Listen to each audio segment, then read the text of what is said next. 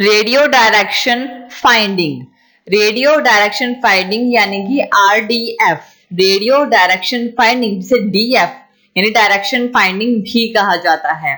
इसमें क्या होता है कि जो डायरेक्शन है ना वो फाइंड की जाती है।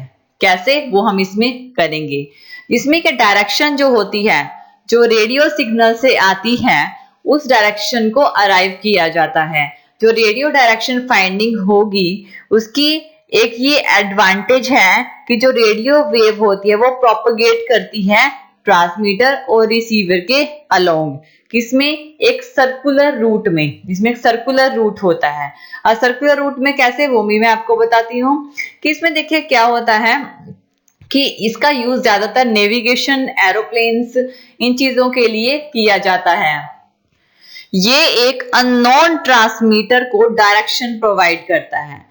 इसमें हम डिटेक्ट करते हैं डायरेक्शन एक अननोन ट्रांसमीटर से, किसके रिस्पेक्ट में, रिसीवर के रिस्पेक्ट में। यानी रिसीवर एक है लेकिन ट्रांसमीटर पता नहीं कौन सा है जहां से वो सिग्नल आ रहा है, ठीक है। और ये जो प्रोसेस होता है इसमें फाइंड करते हैं डायरेक्शन को, इनकमिंग रेडियो सिग्नल को ट्रांसमीटर से, और इसको ही हम डायरेक्शन फाइंडिंग बोलते हैं। और इसी पोजीशन की वजह से इसे डायरेक्शन फाइंडिंग बोलते हैं।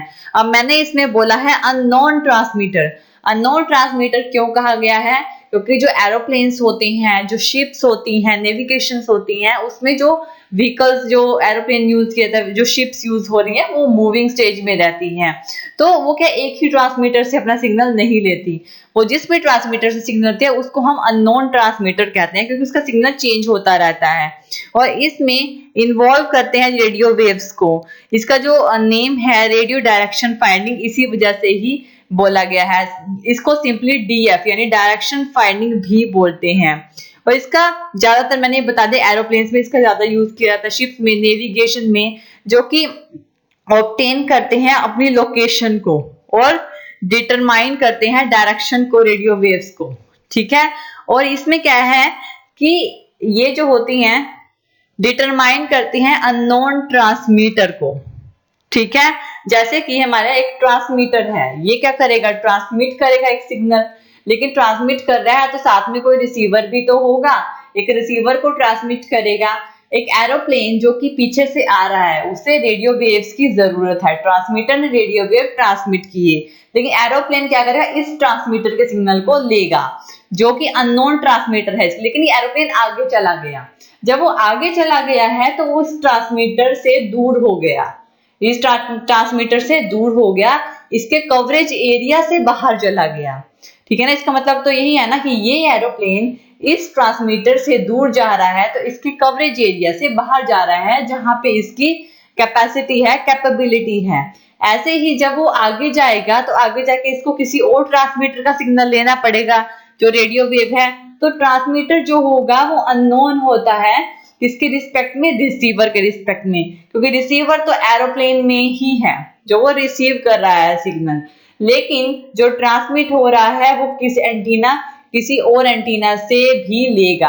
और ऐसे ही जैसे वो आगे जाएगा एरोप्लेन तो दूसरे ट्रांसमीटर से सिग्नल लेगा, एक वो ट्रांसमीटर का सिग्नल हट जाएगा, तो ये डिटेक्ट करता है, उसको डिटेक्शन करना, उसे फाइंड करना कि ये सिग्नल कहां से आ रहा है, ये इसको हम डिटेक्शन बोलते हैं। इसी वजह से नेविगेशन, शिप्स और एरोप्लेन्स में यूज किया जाता है। और इसमें जो डायरेक्शन फाइंडिंग होती है इसमें दो सेंसेस में फाइंडिंग होती है। एक तो सेंस होती है स्पेशल सेंस फाइंडिंग, दूसरी होती है जनरल सेंस। इन दोनों के बारे में हम डिस्कस करेंगे। देखिए स्पेशल सेंस में क्या होता है, अब दूसरे पे जाएगा तो वो दूसरे का सिग्नल लेगा, ऑब्वियसली इसके लिए ट्रांसमीटर, एरोप्लेन के लिए अननोन ट्रांसमीटर है, तो ये क्या करेगा, डिटरमाइन करता है पोजीशन को, अननोन ट्रांसमीटर की पोजीशन को डिटरमाइन करता है और उससे वेव्स को लेगा।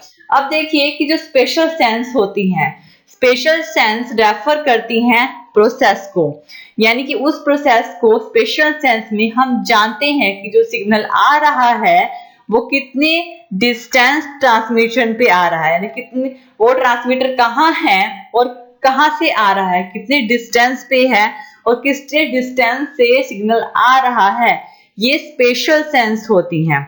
इसमें जान सकते हैं डायरेक्शन कि सिग्नल कहाँ से अराइव कर रहे हैं हम, कितने डिस्टेंस ट्रांसमीटर कहाँ पे हैं, और रिसीवर जो है, जो इक्विपमेंट यूज करता है, वो कनेक्ट होता है एक पर्टिकुलर डायरेक्शनल एंटीना सिस्टम के साथ। इसके अलावा अगर हम बात करें जनरल सेंस की, इसमें इंक्लूड होते हैं सिस्टम जिसमें ट्रांसमिट और रिसीव दोनों चीजें होती है। वो एग्जांपल होते हैं रडार का, radio action detection and ranging. इसमें जो जनरल सिस्टम में जो फाइंडिंग होती है वो कंसिस्ट होती है ए डायरेक्शनल एंटीना से, ए रिसीवर से, ए डायरेक्शनल इंडिकेटिंग मीन से। और देखिए जनरल सेंस में ही स्पेशल सेंस से ये डिफरेंस है कि जो जनरल सिस्टम होता है उसमें जो डायरेक्शन होती है फाइंडिंग डायरेक्शन की, वो अननोन ट्रांसमीटर होता है, यानी कि ट्रांसमीटर का पता ही नहीं होता कि वो ट्रांसमीटर कौन सा है, वो एक अननोन। लेकिन स्पेशल सेंस में हमें डिटेक्ट कर सकते हैं कि जो हमारा सिग्नल आ रहा है वो कहाँ से आ रहा है, कौन से ट्रांसमीटर से आ रहा है, कितने डिस्टेंस पे है ट्रांसमीटर। लेकिन जनरल सेंस में ये ट्रांसमीटर जो होता है बिल्कुल अननोन होता है। और एक इसमें क्या है कि जो सर्विस होती है, प्रैक्टिस पॉइंट होते हैं व्यू के, वो क्या होते हैं, ये एक डिस्टिंक्शन बताता है, डायरेक्शन बताता है और सेंस ऑफ बियरिंग करता है। ये डिस्टिंक्शन और सेंस ऑफ बियरिंग को जानना बहुत जरूरी होता है जनरल में, क्योंकि डायरेक्शन जो होता है, डायरेक्शन और सेंस ऑफ बियरिंग दोनों जरूरी होती हैं इसमें, कि डायरेक्शन कौन सी है और किस सेंस में हमने बियर करना है, जनरल में जानना जरूरी होता है। और डायरेक्शन फाइंडिंग कंसिस्ट जो होती है वो रोटेटिंग लूप एंटीना सिस्टम में होती है, cross loop antenna, Adcock antenna and fixed crossed frame coil antenna में होती है। और ये रिप्रेजेंट करता है रेडियो डायरेक्शन फाइंडिंग को। Thank you. Thank you for watching this video. और ज़्यादा अपडेटिंग वीडियोस के लिए आप हमारे चैनल लर्न एंड ग्रो पर हमें सब्सक्राइब कर सकते हैं। Thank you.